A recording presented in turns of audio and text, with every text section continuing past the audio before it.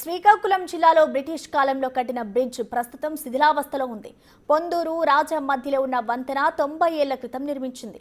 ఆంధ్రప్రదేశ్ ఒడిశాకు మధ్య రవాణాకు కీలకం మారింది ఈ వంతెన. ప్రస్తుతం శిథిలావస్థకు చేరడంతో పాటు ఇరుకుగా మారడంతో రాకపోకలకు ఇబ్బందులు మారిందని చెబుతున్నారు స్థానికులు. మరిన్ని వివరాలు మా ప్రతినిధి షణ్ముఖ్ అందిస్తారు. ఉమ్మడి శ్రీకాకుళం జిల్లాలో పొందూరు రాజాం మధ్యలో ఉన్నటువంటి రెల్లిగడ్డ పైన ఉన్న బ్రిడ్జ్ ఏదైతే ఉందో ఆ బ్రిడ్జ్ ప్రమాదకర స్థితిలో ఉంది. ఇక్కడ మనం చూడవచ్చు, ఇక్కడ వాటర్ లీక్ అవుతుంది. ఇది ఇలాంటి కానాలు ఈ బ్రిడ్జ్ కింద పునాదుల బేస్మెంట్లో ఒక 8 కానాలు ఉన్నాయి. 8 కానాల పైన కూడా వాటర్ లీక్ అవుతున్నటువంటి పరిస్థితి. స్థానికులతో మాట్లాడే ప్రయత్నం చేద్దాం. చెప్పండి, అసలు మీరు ఏం డిమాండ్ చేస్తున్నారు? ఇప్పుడు ఈ బ్రిడ్జి కట్టి సుమారు 100 సంవత్సరాలు కావస్తుందండి. ఇది బ్రిటిష్ టైం నాడు బ్రిడ్జ్లో ఏమవుతుందంటే బ్రిడ్జ్ వర్షాలు పడేటప్పుడు దాని లోపలికి సింక్ అయిపోతుంది. యాక్చువల్గా స్లింక్ అయిన తర్వాత ఆ నీరేమో ఈ రాళ్ళ నుంచి, ఇది రాతి కట్టడం కాబట్టి రాళ్ళ మధ్యలో నుంచి నీరు వస్తుంది. దీనివల్ల కొన్ని నెలల నాటికి ఏమవుతుందంటే రాళ్ళ మధ్యన ఎక్కువ గ్యాప్ ఏర్పడితే ఏ ఒక్క పిల్లర్ కూలినా సరే చాలా ప్రమాదానికి గురవుతుంది.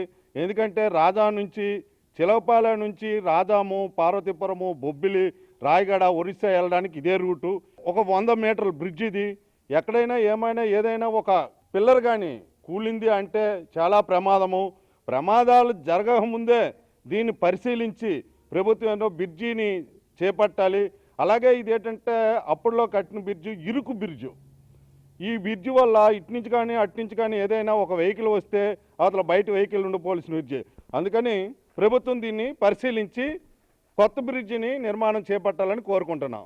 ఇప్పుడు మనం చూసుకున్నట్టయితే ఇక్కడ 2 పిల్లర్స్ ఈ పైన బ్రిడ్జ్ పైన ఏదైతే ఉందో 2 పిల్లర్స్ ఉన్నాయి. ఈ 2 పిల్లర్స్ ఇటువైపు ఉన్నాయి, కానీ ఇటువైపు ఉన్నట్టు ఇటువైపు 2 పిల్లర్స్ కూడా లేవు. చూసుకున్నట్టయితే మనం దానికి ప్యారలల్గా ఇక్కడ పిల్లర్ ఉండాలి, ఎట్ ది సేమ్ టైం ఇక్కడ దీనికి ప్యారలల్గా ఇక్కడ ఉండాలి. ఈ పిల్లర్ని మనం చూసినట్టయితే ఈ బ్రిడ్జ్ ఎంత ప్రమాదంలో ఉంది అనేది మనం అర్థం చేసుకోవచ్చు. ఇక్కడ ఉన్నటువంటి పిల్లర్ ఏదైతే ఉంది ఇది పడిపోయింది. ఇలాగే ఆ చివరి ఉండేటటువంటి పిల్లర్ కూడా పడిపోయింది. ఇది మొత్తం పగుళ్ళు వచ్చినటువంటి పరిస్థితిని మనం చూడొచ్చు.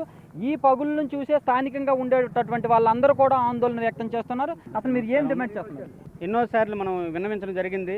ఇక్కడ యాక్సిడెంట్లు, బ్రిడ్జి టైట్, ఇక్కడ అంటే 1 వే జరుగుతుంది. ఇక్కడ చాలా ఇబ్బందికరంగా ఉంది. దయచేసి ప్రభుత్వానికి నా విన్నపం ఏంటంటే ఎన్నో రోడ్లు వేశారు, చాలా చక్కనైన రోడ్లు వేస్తున్నారు. ఈ ఆనందపురం రోడ్డు వాండరింగ్ సంబంధించిన రోడ్డుని ఇరుకాట్లో ఉంచి ఎన్నో సంవత్సరాలుగా మేము విన్నవించినప్పుడు కూడా గవర్నమెంట్ దీన్ని నెగ్లిజెన్స్ చేస్తుంది. దయచేసి ఈ సమస్యను పరిష్కారం చేయాలని ఆనందపురం, జీసిగడం, అలాగే 4 మండలాలు వాండరింగి, దవలపేట అనేక గ్రామాలు ఇలాగ వే వెళ్తుంటాయి. వెహికల్స్ కూడా హెవీ వెహికల్స్, బస్సులు, ఎందుకంటే ఒరిస్సా వరకు ఇదే లైను. దయచేసి